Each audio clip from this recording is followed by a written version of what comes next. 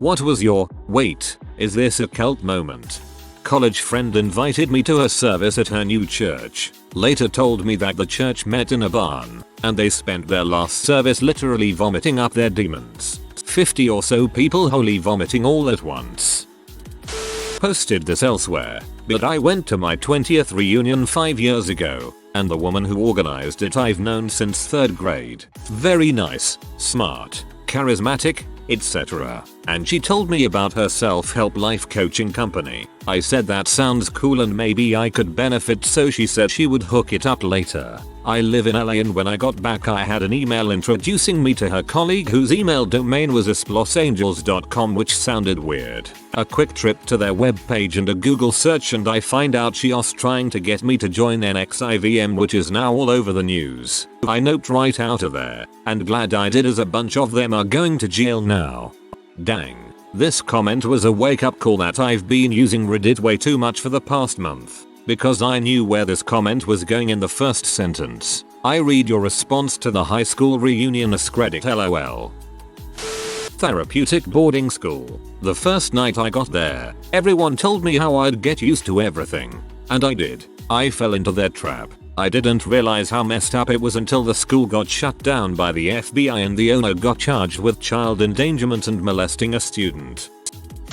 Got invited to a business meeting for a life insurance company. My wife was looking for business connections, trying to get referrals to her company, so we went. It was an MLM life insurance company. It was such a creepy, culty place. Everyone with fake serial killer smiles, constantly talking about how much money they're making. The worst part was the other guests around us nodding their heads in agreement, taking in the bull's hook, line, and sinker. My wife and I just looked at each other, left, and stopped answering that guy's phone calls. We had actually signed up for some insurance through them when we thought it was a normal company. We immediately cancelled and signed up with a real, big name insurance company.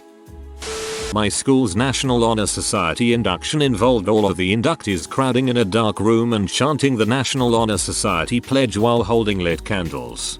Holy crap, yes. And they make you say a Latin quote when you accept your award. My now ex-BF said he signed up for a professional and personal development course. I realized it was a cult when he came back with no personality and a whole new set of esoteric jargon. And any questions I had about it were rebuffed with, do you think it's a cult or something? You know Apple is considered a cult too. I find it interesting that most newer cults aren't really religious. The old doomsday, God's gonna getcha thing is a lot rarer. Now it's a bunch of self-help crap that doesn't even pretend to be about anything other than success. I can't tell if this is worse or better. I went to a small women's college in Virginia. I only stayed a semester because of the group mentality. They would constant rituals that were not mandatory, but you were weird if you didn't go. One alone wasn't weird, but collectively it was too much. Example, one Founders Day, everyone wore white. We went to the chapel for the ceremony and then walked 2 miles to the graveyard, where the founders were buried. We all had to lay roses on the graves and sing the school's song. 4 girls in my class tried to commit suicide in the first semester. My class only had 64 girls. If you discussed transferring, the dean of students and the school's counselor would threaten to have you put in a mental hospital for 72 hours. I transferred in secret so no one would find out. I didn't even tell my friends. I would wake up at 4 AM and transfer stuff from my dorm room to be shipped home. TLDR. Went to a women's college, and if you didn't conform, the dean of students would threaten to put you in a mental institution. I was looking into franchise businesses a while back and one place offered me the chance to buy in and become a business coach. They had me take aptitude tests, went over my work history and said that I'd be perfect with my business background. I went to meet them with a group of other potential franchisees at a presentation in a hotel common for almost all franchise businesses, and was like, WTF. This is an MLM. The other people there had next to no business experience, and all they were telling us was that we had to find our clients to coach, and then read them a script off on iPad app. What's scary is that they're an actual registered franchise business. I'm not going to say that the script they had didn't have useful things that actually could have helped a small business, mainly because I would have had to pony up around $100K just to see it. Every other franchise I spoke to and turned down. like a food or educational chain, was extremely polite and said best of luck to you. These guy just cut off all contact with me, and I heard later through my franchise broker that they were per my username. I used to work in hotels. We would have those MLM schemes rent our conference rooms all the time. Their attendees were the rudest people I ever encountered in the business. Have fun getting scammed, butthole. I think it's because that's the personality MLMs want. Those who already think they know everything can be won over by nothing but a little butt kissing. Had a pretty crappy sales position selling TV and internet and retail stores. It was impulse sales, meaning you're trying to get people to sign up for 2 years for something they just learned about 5 minutes ago. Anyways, there was a ton of rejection, but it was a full commission gig, so you stayed in the field till you closed. Therefore it required a shitload of effort and seemingly unending optimism confidence. Anyways, every morning you'd get fired up with cheers and chants and other activities that involved yelling and team building. This also resulted in there being 10,000 sayings recycled on the daily about sticking through it and taking control of your destiny, etc. Anyways, you buy into the system and the energy, and that's how they get you. One night I was driving home a co-worker, and you pay for your own gas, another sweet perk, and he finds an article, "Why Our Company is Like a Cult." And though he was laughing on the outside, this dude 100% brought it up to be like, "This crap is crazy, right?" Needless to say, the article was spot on, and he didn't last much longer. I quit soon after that.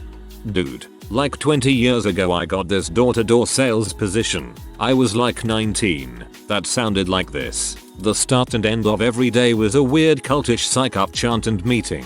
I didn't last long. It never felt right to me. When I was in middle school, a Jehovah's Witness family showed up. AMD enrolled their kids in public school. One of them, a fairly attractive boy, started flirting with me. I'd always been that weird girl in school, so I obviously fell for him. He told me he wasn't allowed to date, but he was allowed to invite people to his church, and if I went with him, we could hang out and it would be just like a date. I went with him, and that day they were talking about how if you join the church, you cannot speak with apostates or any of your family not in the witnesses. I knew enough about cults for that to be a biggest red flag. I was still interested in him, though. When he asked me to go again, I politely declined, because churchy stuff had never been my speed. Instead, I suggested we sneak out one night and meet. He did, and I used my allowance to get us tickets to some movie. I didn't see him for years after that. His family just vanished. The next time I saw him, it was in a mall. I went up and said hi, only for his grandmother to yank him away, snarling not to speak with that filthy W. Not to be a conspiracy theorist, but I think he was only allowed to flirt with me because they were trying to convert me and my family. In my community, we were pretty well known. My father was the fire chief, and in a small town like this, that's a big deal. I still wonder what happened to him, though. We were pretty well known. My father was the fire chief, and in a small town like this, that's a big deal. I still wonder what happened to him, though. He was assassinated for failing to succeed the arranged marriage between two well-known houses.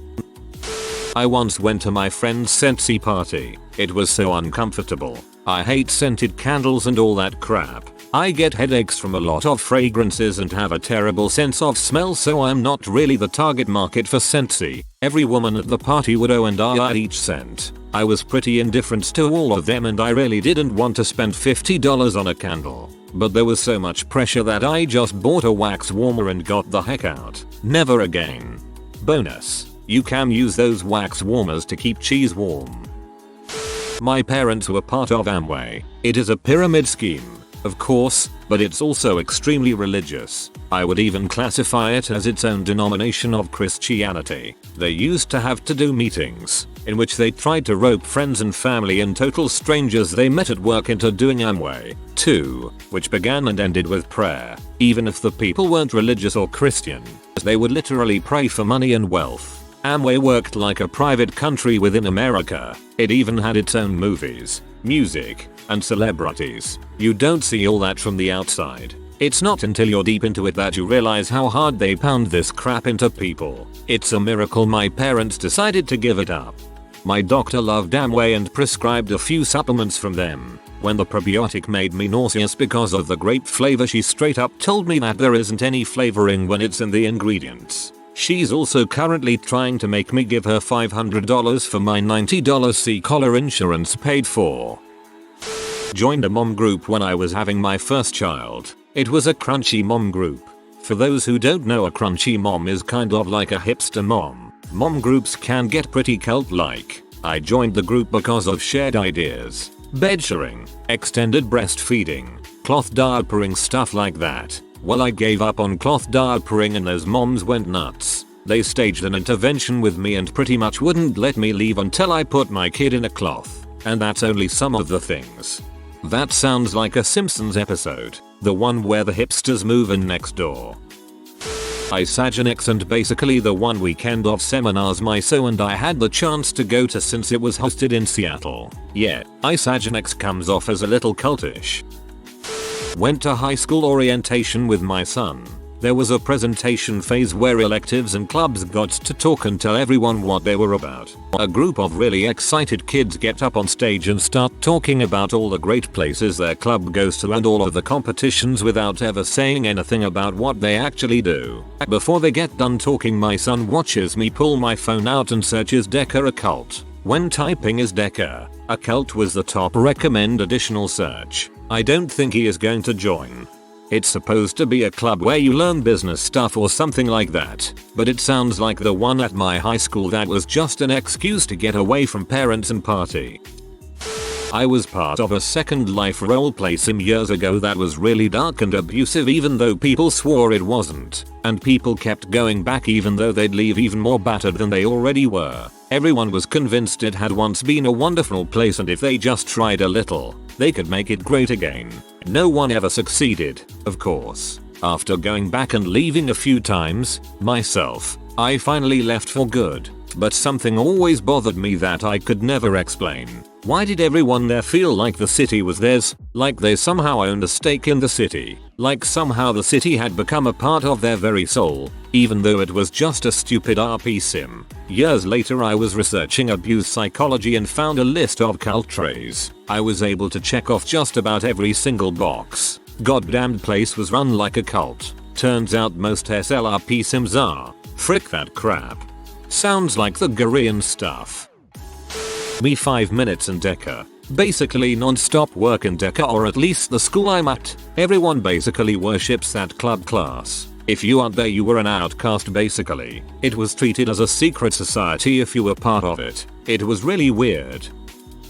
When the people who I thought were my friends turned on me, resorting to threats of violence and rape and even death because I disagreed with them.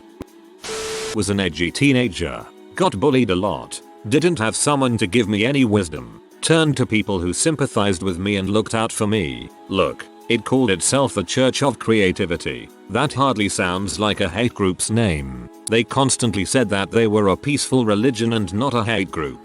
It was based on science and evolution, not hate, right? It was mostly just talking about movies or hunting or school with other kind white people. Except you were recommended to refuse to associate with muds. If the cashier at a store was black, you'd go to a different register. If the person serving you was Mexican, you'd eat somewhere else. It was constantly hammered in that the church didn't hate them, it pitted them. They didn't choose to be inferior, right? It's just nature. Sure, the founder of the organization built a compound where he trained young boys to survive after the apocalypse. But that's just about being a man, right? Totally not preparation for racial holy war. Thankfully, I broke away from those people when I was about 16. And then my only real friend in basic training was a black Buddhist. It kinda made me reconsider my views of people. I am not ashamed of my involvement in that organization. They used predatory tactics to bring in young men and slowly turned them toward hate. I walked away before I did something stupid. Being ashamed of it won't mean it didn't happen. So I might as well own up to it and make sure other people are aware that organizations like this exist. It wasn't until a few years ago that I actually realized how cultish their practices were. Parents, if your kids start talking about Ben Klassen, take away their computer. I can feel the downvotes already, but I have to share this. My friend told me it was a small singing concert. Went there, listened to 2 songs about Jesus, Watched a 30 minutes video of how Jesus sacrificed himself etc etc. Until this part it was okay I guess. Edit. Despite the fact that I wasn't even told the concert was religiously related. But then they turned off the lights. Hustled a huge 2 meters cross to the middle of the room, light candles around it and started chanting we are sinners. Then everyone started kneeling on the floor, and a guy was talking about redemption. At this point the people in the room were all sobbing and wailing. And then, the guy mentioned previously said this. I still remember the exact words: if you believe of his existence, show yourself at the feet of the cross and submit yourself to him. And the people in the room got onto all fours, crawling towards the cross, all the while screaming and wailing and crying. I noped right out of the room. Jesus would have noped out of there with a serious eye twitch. This sounds completely insane, like an opening scene in a horror movie. I've been involved in a number of cults, both as a leader and a follower. You have more fun as a follower, but you make more money as a leader. I understood that reference. The Moonies. 2 fairly attractive 20-something-year-old women just start chatting me up at the transit station. I knew something was fishy. They invited me for tea, then told me about the fellowship dinners they had, and some other euphemisms. After about 15 minutes of this I said, so this is religion right? They said yeah etc. I said thanks for the tea but gotta go. Learned later they were from the Unification Church, aka the Moonies. My ex-GF did Landmark. I had researched and told her it seemed sort of culty. She ignored me and did it anyway, and as I was trying to be supportive, that was fine. I was super busy, but she told me it was really important to her that I come to her graduation at the end of the course. Again, trying to be supportive, I acquiesced and said I would go for her. About 5 minutes into the ceremony all the graduates were told to go to another room. I started to get uncomfortable, and the graduation was an excuse to bring all your friends to a landmark pitch while they abandoned you. I sat through that crap, and sat through the plants trying to be cool after asking me if I was going to sign up. Had to stick around cause we drove together. Felt lied to, violated, and emotionally abused, but the thing is, she didn't get it, or understand why I felt betrayed. That is the power of these kinds of things. People who don't get it are labeled negative and unsupportive. I couldn't have done more to be supportive except join their dumb cult, which I wasn't going to do. Things went downhill later. Should have seen the signs. We're still friends and she is doing well and is no longer involved with them, as far as I know. It wasn't me that realized it was a cult, but a work colleague I had to break the news to. She was a bright young thing at work, team manager, very self-entitled. But that's neither here nor there. She'd done some work courses and wanted to get reimbursed for them. I had to tell her that our company only recognized nationally accredited training courses and unfortunately the Church of Scientology did not fall under this umbrella. She was and went over my head. My boss turned her down too.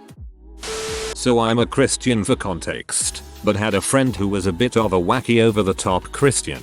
We were hanging out one day and he wanted us to hang with this new group he met that were trying to start a church up. I shrugged it off and said sure, figuring it would be cool. We meet at one of the people's houses and first impression they all seem chill. No big deal, just small talk. House was a bit hot though and it was in the middle of a southeastern summer in a humid state. One suggested we listen to some music and I didn't think much of it. Little did I realize, that wasn't as easy as it sounded. They started blaring Christian music very loud, and got up, started praying and lifting their hands, old Pentecostal style in their house. It only seemed to keep getting hotter. I was just hanging in the back, not really much for the stuff. This went on for a bit, then they said we should start a fire line. At that point was thinking of an escape route, but I was in the middle of nowhere and rode with my friend, so I was pretty stuck. I then found out the fire line was basically everyone would line up in 2 equal lines surrounding one person and they would all lay hands on someone and pray for them.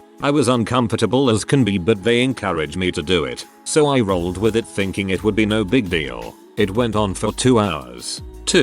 I was sweating horribly and didn't feel right as most of them started speaking in tongues around me. Finally it was my turn and I felt I was on fire at that point, and not in a good way. I thought I would make an excuse to step out after I was done. Yeah, I didn't make it to that. I passed out somehow in the middle of it. When I came to, 2 of my friends had dragged me out of there. Now for context, I was very healthy at the time and work a construction work, so I was used to heat. So I don't think that's why I passed out. So to this day I DK what happened to me, but I avoided that crowd after that, because that crap went on for probably 5 hours total. I know people have their different beliefs, and I'm cool with it, but it's the strangest and closest to what I could consider cultish thing I've been around.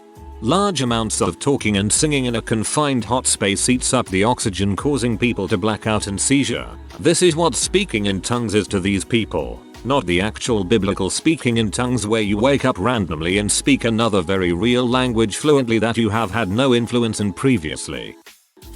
Not necessarily a cult, but when my roommate and I first moved into our apartment, a group of people were hosting an ice cream social in the lot next door, so we went down to get free ice cream. They were really nice people, but then slowly started trying to convince us to join their church. We stayed and listened to their pitch cause. Free ice cream. Humans looking at fish biting hooks. Stupid animal. A little free food and it throws itself on your trap. My church, when they showed us this trippy butt video and we had this weird resurrection play, honestly freaked me the frick out. Also, my parents make me go to church. I'm not really into the whole thing.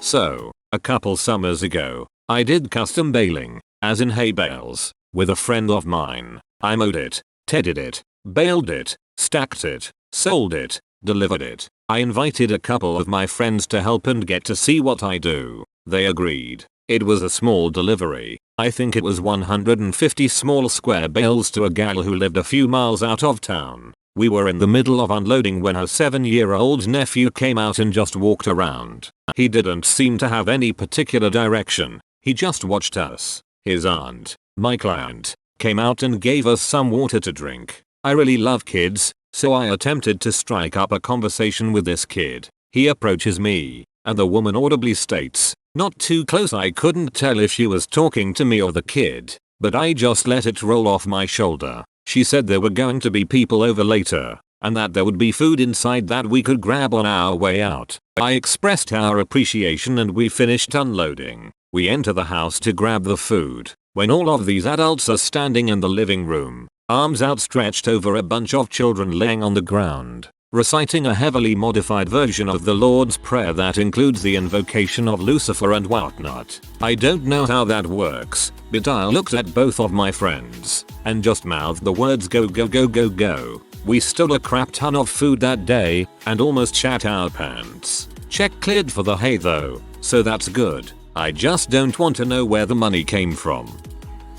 The Penn State sex abuse scandal with Jerry Snadowski. Frick your little kids, we want another national championship please. Plus the overinflated egos of most Penn Staters. We get it. You go to Penn State and crap on everybody else with no real reason to do so. Got some friends that go there that aren't like this, but dang, your IQ isn't that much higher than mine. If it is at all, Penn State isn't MIT on an academic scale, nor is it Alabama on a football scale. That place is a cult.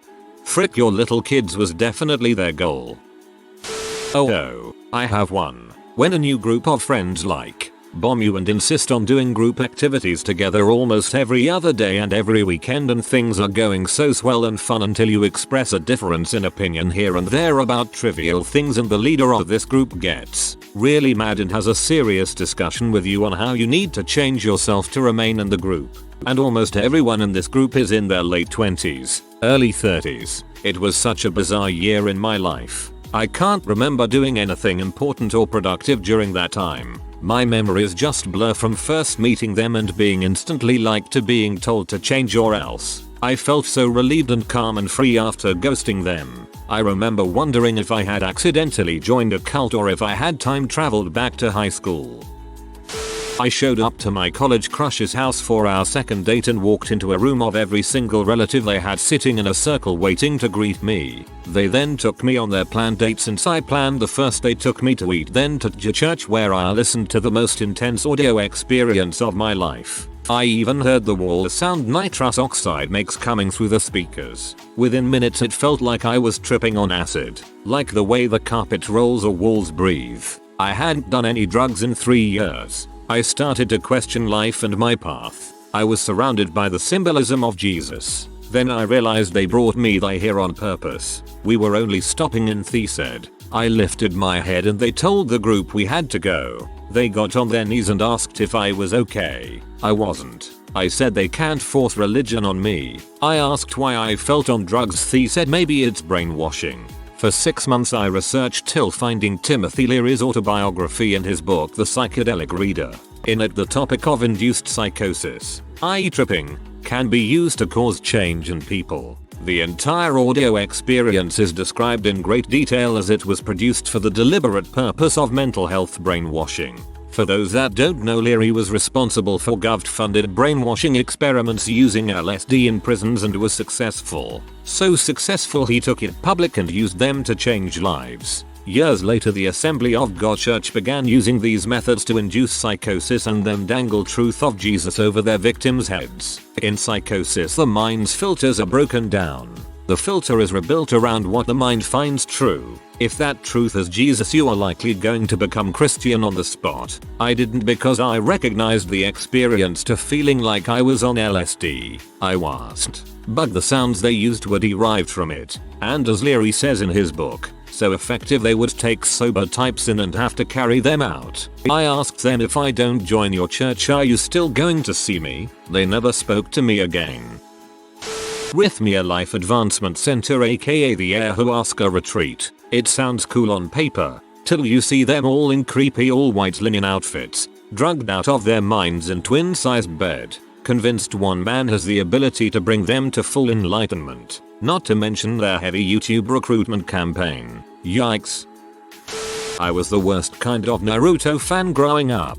The worst. And I had an outlet on the internet. At 13 years old I started a chat room for other Naruto fans, specifically centered around Jashinism. For those of you who never went through a Naruto phase, Jashinism is a fake religion, based on an idea of voodoo, centered around slaughter. The Akatsuki character Hidden uses this as his main form of attack, and is a bit of a pious zealot. As an edgy 13-year-old with no sense of social boundaries, of course this drew my attention. I wanted to share it with the world, so I made a fake prayer, and some fake commandments, and centered my take on Jashinism around the balance of life and death, and understanding pain, as much as a traumatized 13-year-old can. Well, it gained traction, like, a lot of traction. People made a website, they started asking me for spiritual advice, wanted to donate money, wanted to build an actual church. Well, it started to get kind of scary, so I noped out. I backed way off and pretended it never happened. I can't find the website anymore, so I'm pretty sure it got taken down by whoever made it. Anyway, I was thinking about that chat room after I'd grown up and gone to therapy. I realized I kind of started a cult centered around a Naruto-based fictional religion. Whoops, never promoted the idea of hurting yourself or others though. Made it very clear I wasn't about that. But people got really into the idea of understanding pain and being understood. Having that comfort, I guess. I really didn't think anyone would think it was real, but it happened. TLDR. I got really into Naruto and accidentally started a cult. If you are new to the channel, you can subscribe. I publish new videos every day. Until then, check another video.